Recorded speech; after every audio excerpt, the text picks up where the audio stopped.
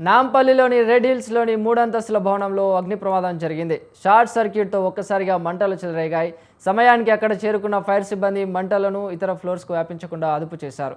ప్రమాద సమయంలో భవనంలో ఉన్న 23 మందిని ఫైర్ సిబ్బంది సురక్షితంగా బయటకు తీసుకొచ్చారు. ఇదే అంశంపైన మరింత సమాచారాన్ని అమర్ అందిస్తారు. అమర్.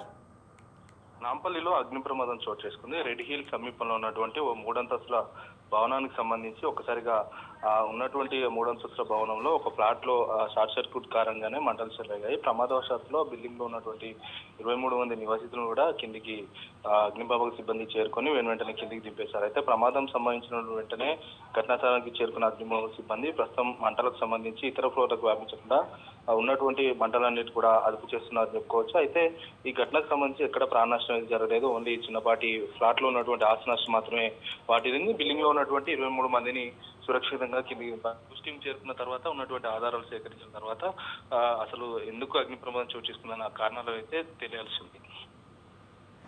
అయితే ఆ అగ్ని ప్రమాదం జరిగినప్పుడు అక్కడ ఉన్న 23 మందిలో ఎవరికైనా చిన్నపాటి గాయాలు కానీ ఎలాంటి ప్రమాదం కానీ ఏమైనా జరిగిందా?